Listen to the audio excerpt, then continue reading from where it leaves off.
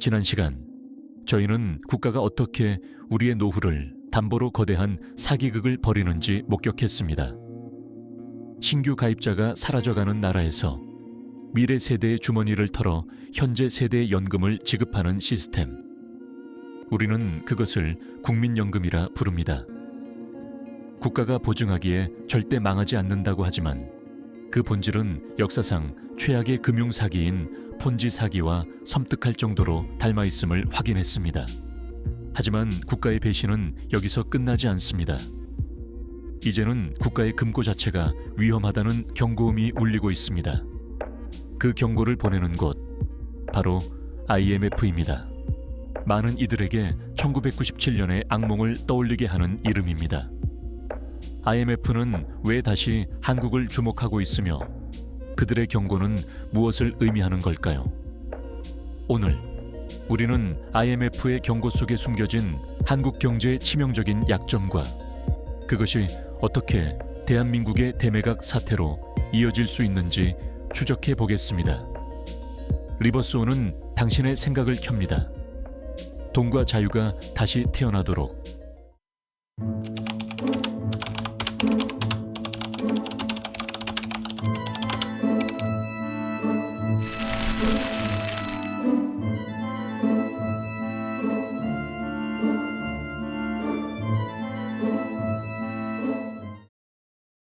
(1997년) 대한민국을 덮쳤던 외환위기는 기업들의 과도한 부채와 취약한 외환 보유고가 만들어낸 급성 질환이었습니다. 하지만 오늘날 국제통화기금이 보내는 경고는 전혀 다른 종류의 질병을 가리키고 있습니다. 그것은 외부가 아닌 내부에서부터 골마 터지고 있는 만성 복합 질환입니다. IMF가 한국 경제를 향해 보내는 가장 일관되고 강력한 경고는 단연 가계부채 문제에 집중되어 있습니다. 한국의 GDP 대비 가계부채 비율은 약 100%를 상회하며 이는 분석 대상 주요국 중 압도적인 1위 수준입니다. 이 수치는 단순히 빚이 많다는 것을 넘어 한국 경제 전체가 금리 변동이라는 외부 충격에 얼마나 민감하게 반응하는지를 보여주는 바로미터입니다. 문제는 부채의 양뿐만 아니라 질에도 있습니다. 한국 가계부채의 상당 부분은 과열된 부동산 시장과 연동된 주택담보대출로 구성되어 있습니다. 특히 변동금리 대출의 비중이 높아 기준금리 인상은 곧바로 가계의 이자 상환 부담 증가로 직결되는 구조입니다.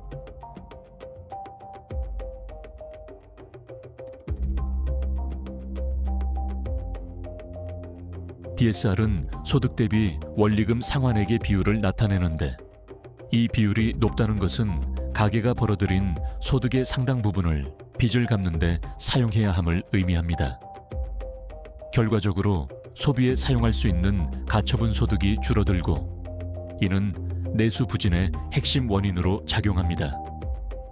소비가 위축되면 기업의 매출과 투자가 감소하고 이는 다시 고용 부진과 소득 정체로 이어져 가계의 부채 상환 능력을 더욱 악화시키는 악순환의 고리를 형성합니다. IMF는 이러한 구조가 한국 경제의 회복을 저해하는 가장 큰 족쇄라고 반복적으로 지적하고 있습니다. 가계부채와 더불어 IMF가 한국 금융 시스템의 가장 취약한 뇌관으로 지목하는 것은 바로 부동산 프로젝트 파이낸싱 부실 위험입니다. 부동산 PF는 미래의 분양 수익을 담보로 건설 프로젝트 자금을 조달하는 고위험 고수익 금융 기법입니다. 특히 심각한 문제는 이러한 고위험 PF 대출의 상당 부분을 대형 시중은행이 아닌 상대적으로 자본 완충력과 리스크 관리 능력이 취약한 저축은행, 증권사, 캐피탈사 등 비은행 금융기관들이 보유하고 있다는 점입니다. 만약 부동산 경기 침체가 본격화되어 PF 사업장들의 연쇄 부도가 발생할 경우 이는 비은행 금융기관들의 건전성을 직접적으로 타격하며 금융 시스템 전반의 신용 경색을 유발할 수 있습니다. IMF는 이러한 PF 리스크의 전염 가능성을 심각하게 우려하며 선제적이고 질서 있는 구조조정의 필요성을 강력히 권고하고 있습니다. 과거 한국 경제의 든든한 버팀목으로 여겨졌던 재정 건전성마저 빠르게 악화되고 있다는 점은 IMF의 우려를 더욱 깊게 만듭니다. IMF는 한국의 GDP 대비 국가 채무 비율이 현재 약 55% 수준에서 2029년에는 60%에 육박할 것으로 전망하고 있습니다. 절대적인 수치 자체는 다른 선진국에 비해 아직 양호한 수준으로 보일 수 있습니다. 그러나 국제통화기금이 주목하는 것은 부채의 수준이 아니라 선진국 중 가장 빠른 속도로 부채가 누적되고 있다는 점입니다. 이러한 재정 악화의 배경에는 세계에서 가장 낮은 출산율과 가장 빠른 고령화라는 인구 구조적 재앙이 자리 잡고 있습니다. IMF가 지적하는 한국 경제의 취약성들은 외부 충격으로 인해 갑자기 발생한 것이 아닙니다. 이는 수십 년에 걸쳐 누적된 국내 정책 결정의 총체적인 결과물입니다. 현재의 과도한 가계 및 기업 부채는 장기간 지속된 저금리 기조와 직접적으로 연결되어 있습니다. 특히 2008년 글로벌 금융위기 이후와 팬데믹 기간 동안 한국은행은 경기 부양을 위해 완화적인 통화 정책을 유지했습니다. 이러한 정책은 실물 경제 활성화라는 긍정적 효과도 있었지만 동시에 풍부해진 유동성이 생산적인 투자 대신 부동산과 같은 자산 시장으로 흘러들어가 투기적 수요를 자극하고 가격 거품을 형성하는 결정적인 원인이 되었습니다.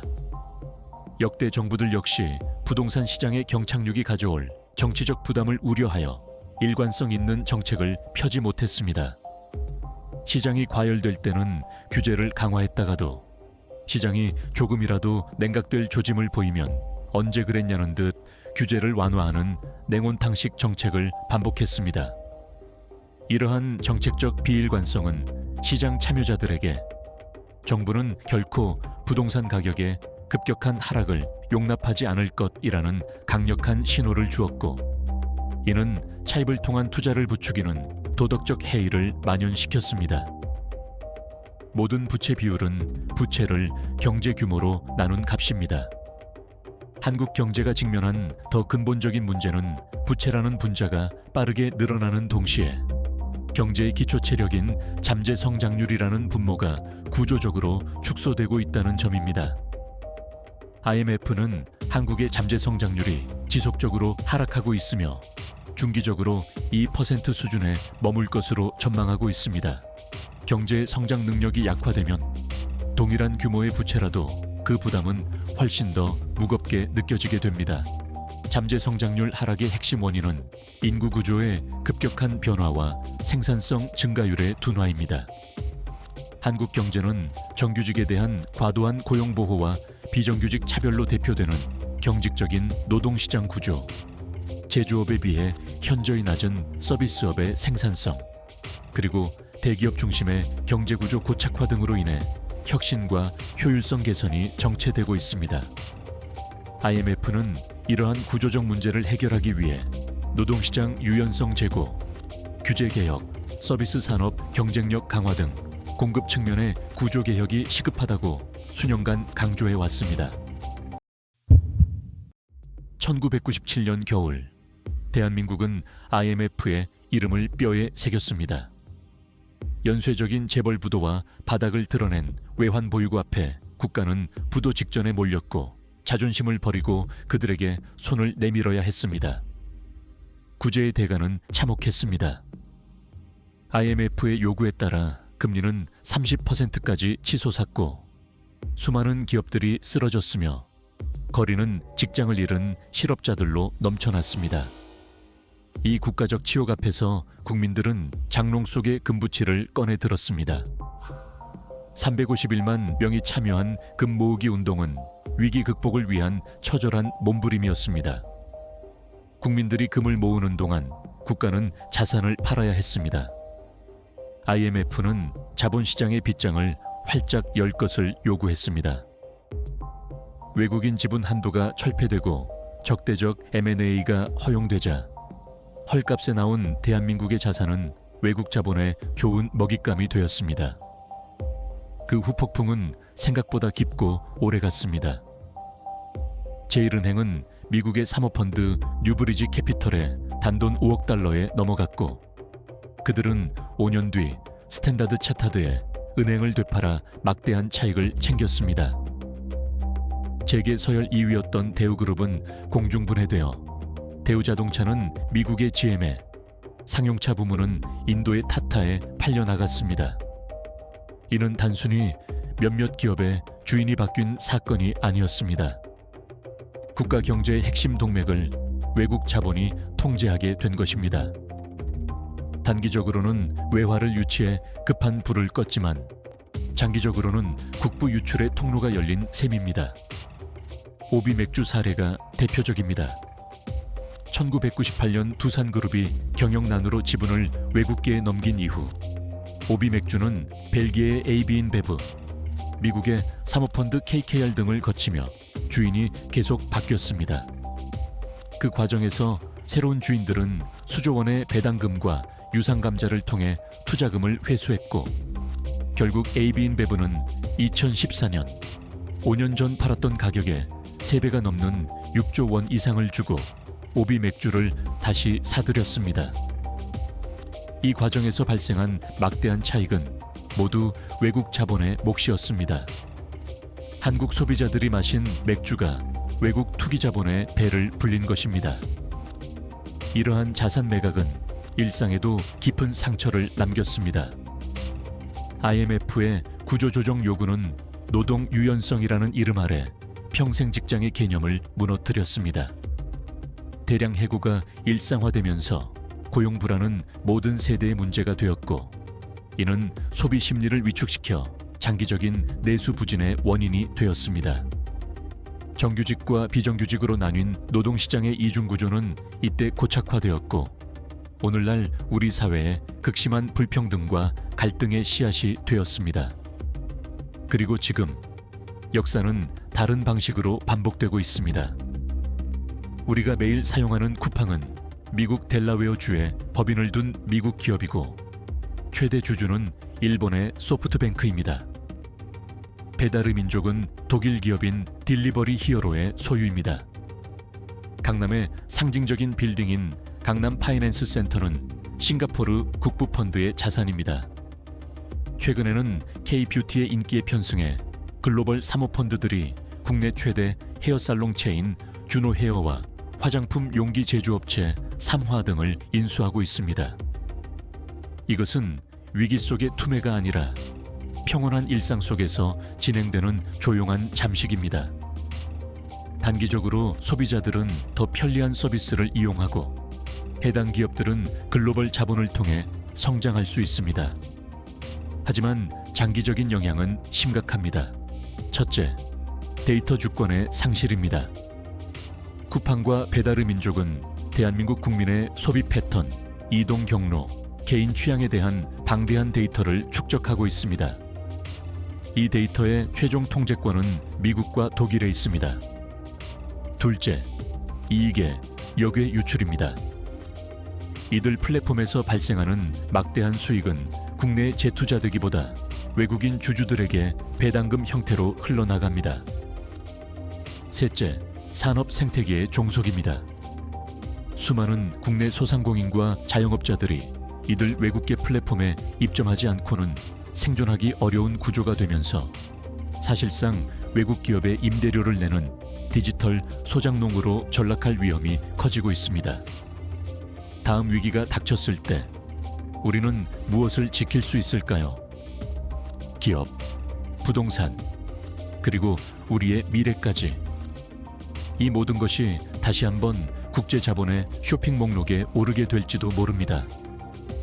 그때가 되면 과연 대한민국은 우리의 것일까요? 기업이 팔리는 게 실생활에는 어떤 악영향을 미칠까요? 만약 인프라를 담당하는 기업이 해외에 팔린다면 어떻게 될까요?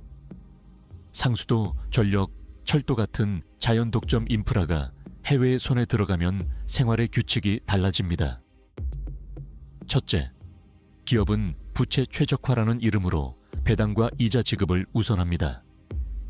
만약 한국전력이 해외의 지배를 받는다면 전기 팔아본 돈이 먼저 해외로 빠져나가고 전기요금 인상 압박이 커질 수 있습니다. 식당, 영화관 같은 곳의 메뉴나 이용료 등도 덩달아 오를 수 있습니다. 둘째, 설비 투자는 뒤로 밀리게 됩니다. 만약 코레일, 서울교통공사 일부가 해외 자본에 넘어가면 노후설로 전동차 교체 같은 큰 비용 투자가 미뤄져 지연, 고장이 잦아질 수 있습니다.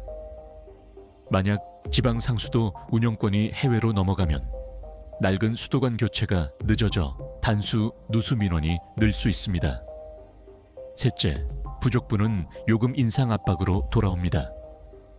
공공의 체력은 약해지고 산업 전반에 원가가 오릅니다. 국가 경쟁력은 비용에서부터 달아 없어집니다. 로보틱스, 반도체 장비, 항공방산 같은 전략기술 기업이 외국 자본품으로 들어가면 R&D의 좌표는 그들의 산업 전략에 맞춰 재배치됩니다.